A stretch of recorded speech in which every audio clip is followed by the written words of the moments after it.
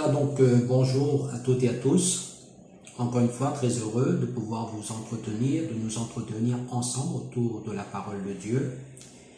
Et pour cette réflexion, cet après-midi, je m'entretiendrai avec vous sur un des récits de l'Évangile, et notamment un des miracles que Jésus a pu accomplir dans la vie d'un homme qui était né aveugle.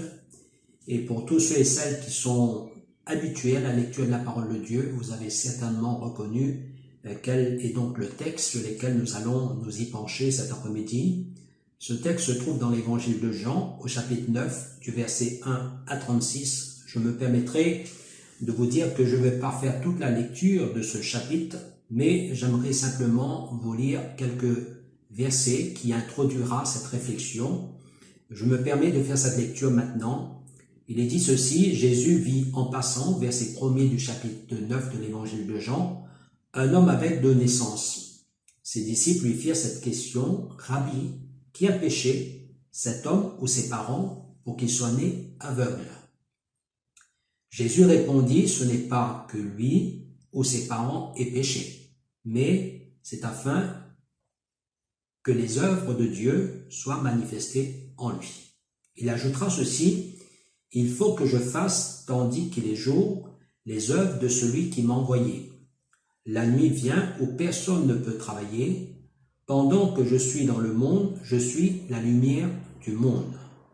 Après avoir dit cela, il cracha à terre et fit de la boue avec sa salive.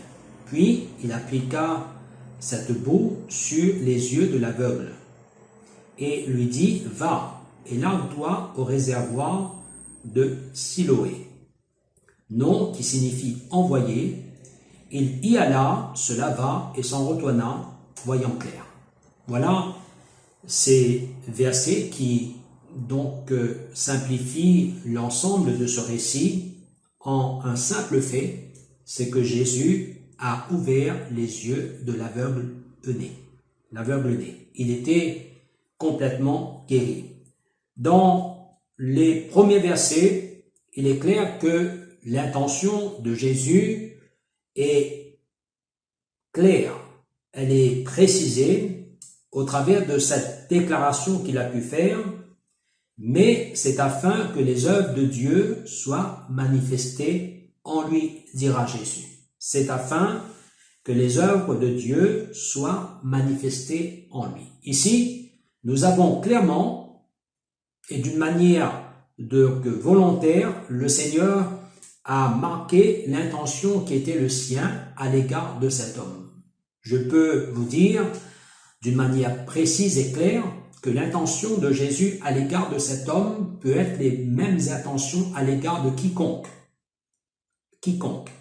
Quelles que soient les personnes sur lesquelles se poseraient les regards de Jésus, des regards qui souvent donc est qualifié d'un regard qui renferme des intentions à l'égard d'une personne. Et Jésus, à l'égard de cet homme qui était né aveugle, ses intentions est clairement exprimées ici. Il va dire: c'est afin que les œuvres de Dieu soient manifestées en lui. Jésus est celui qui connaît exactement ce qu'il va entreprendre.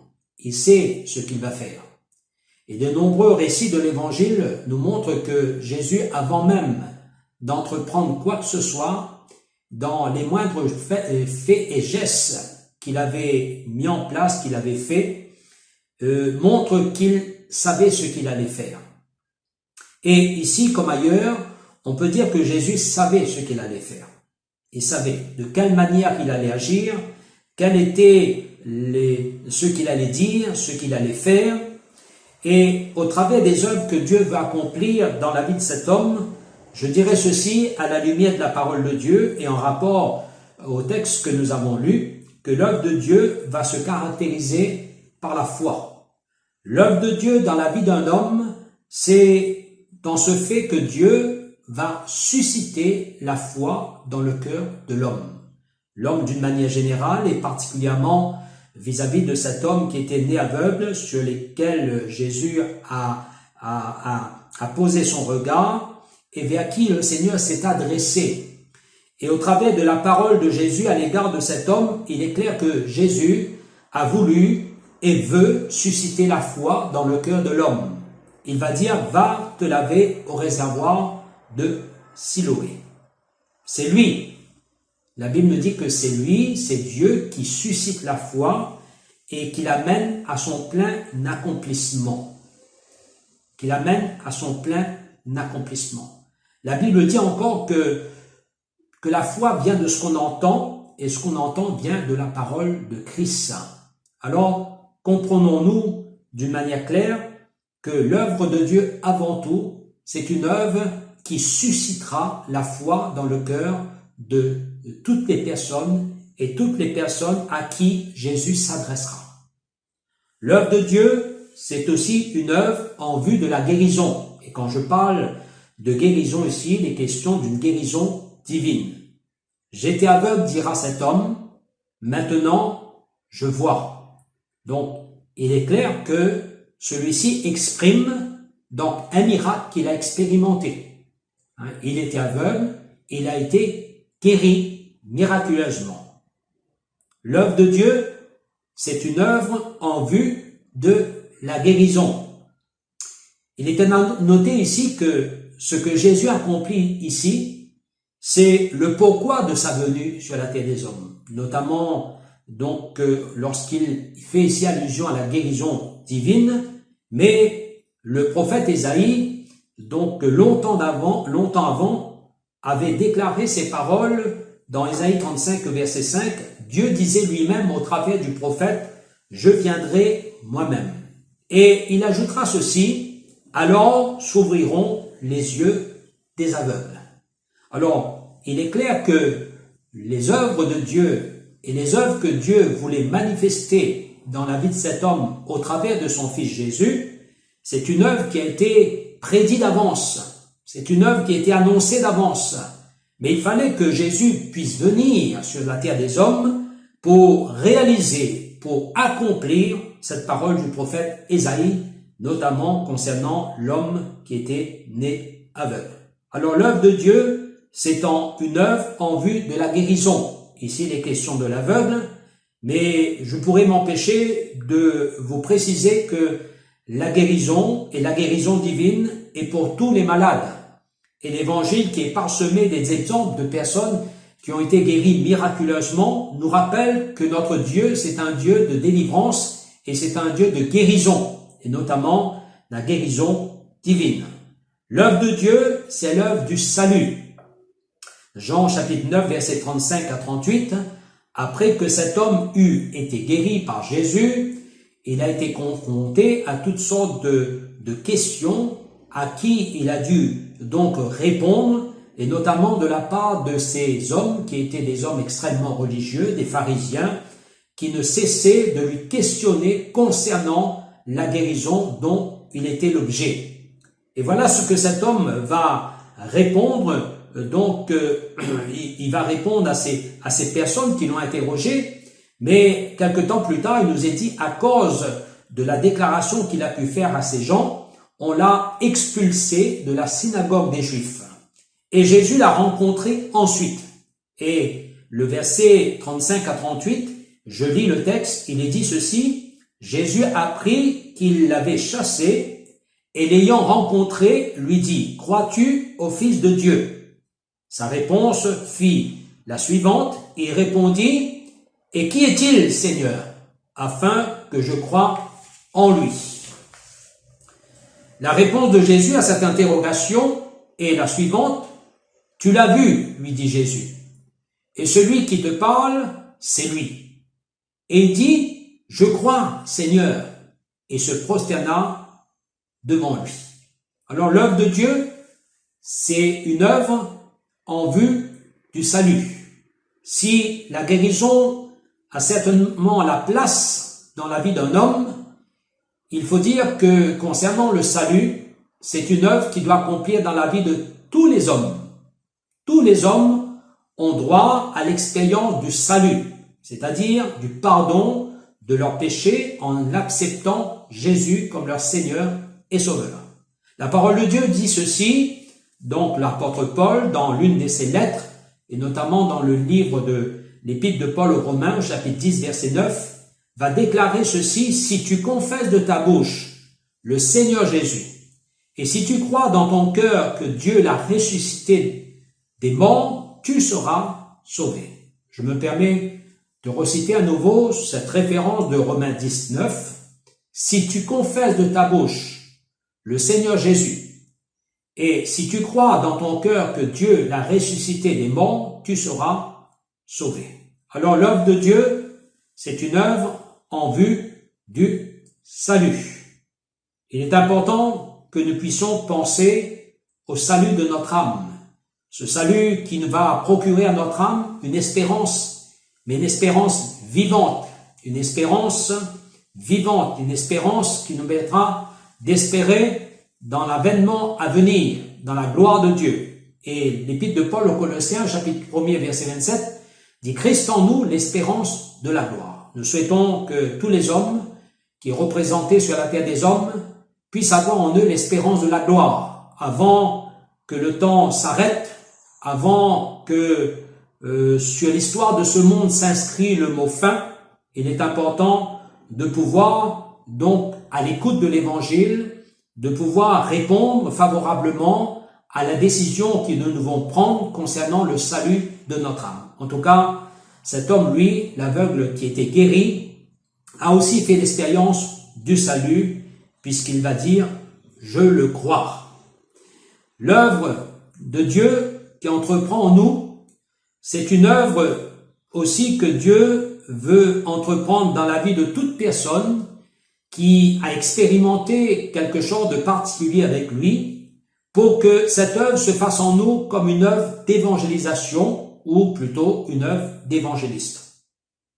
Cet homme qui avait rencontré Jésus, qui avait vu et qui avait vécu ce miracle de guérison d'une manière extraordinaire, qui est devenu aussi une nouvelle créature puisqu'il a cru en Jésus, mais le Seigneur a fait de lui aussi un témoin, notamment parce qu'on ne cessait de l'interroger sur le fait qu'il a été guéri miraculeusement, et les gens de toutes les générations, aujourd'hui encore, c'est des gens qui sont poussés par la curiosité de savoir comment ce genre d'expérience a pu s'accomplir.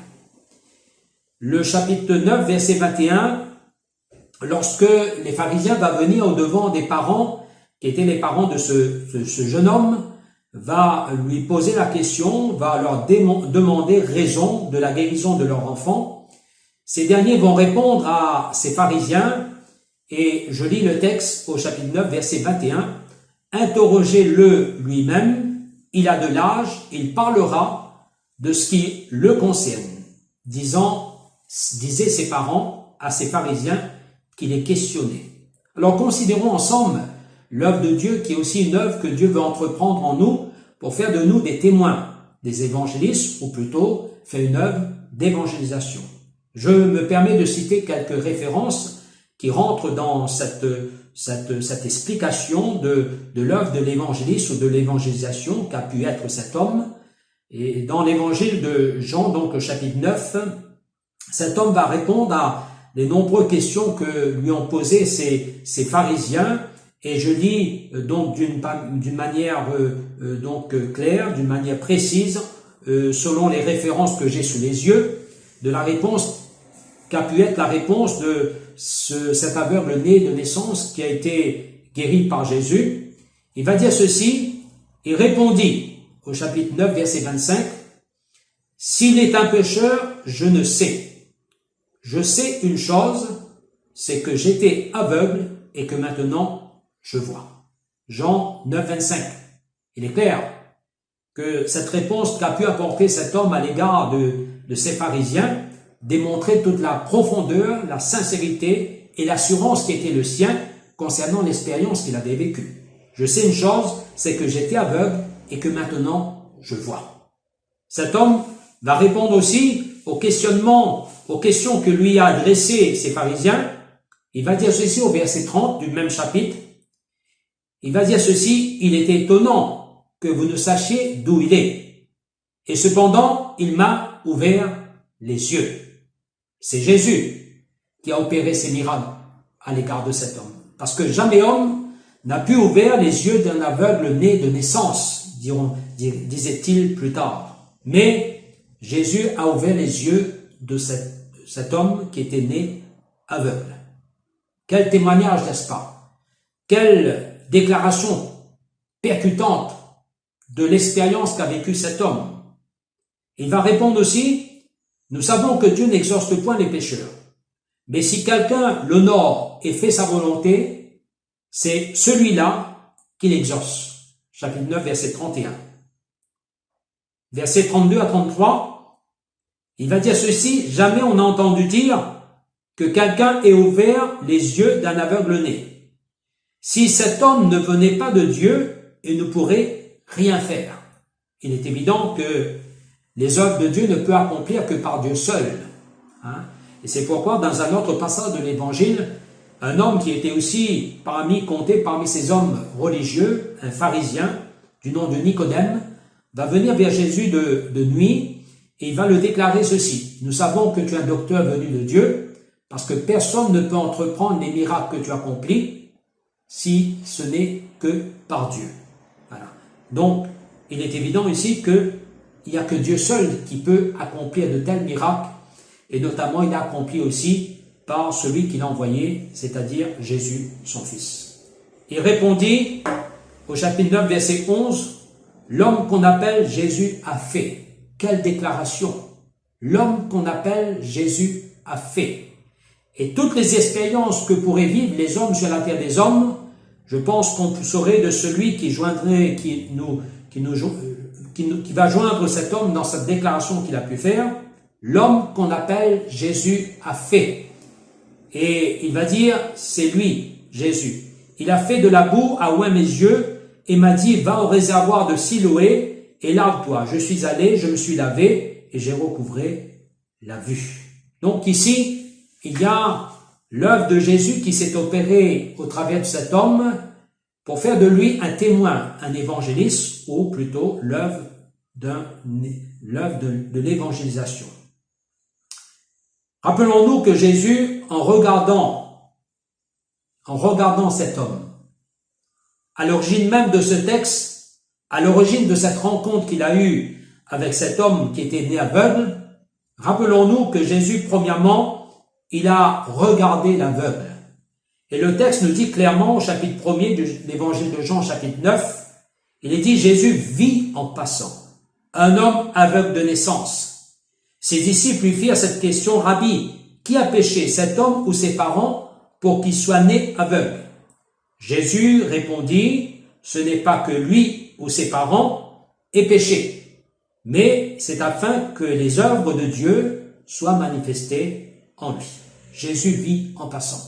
Pour conclure ces moments, chers amis, j'aimerais vous dire que le regard de Dieu, c'est un regard qui voit tout. Le Dieu que nous avons, c'est un Dieu qui sonde les cœurs et les reins. Il promène ses regards sur la surface de la terre, nous dit la Bible, et il voit les fils de l'homme. Et quand Jésus, il plonge ce regard et qu'il regarde une personne, ses intentions ne sont pas les intentions que peuvent avoir les hommes, d'une manière générale. Mais les intentions de Dieu sont des intentions qui sont les siens. Les œuvres de Dieu sont les œuvres de Dieu. Et il a des intentions d'une manière précise. Et il a des bonnes intentions à l'égard de chacune de nos vies.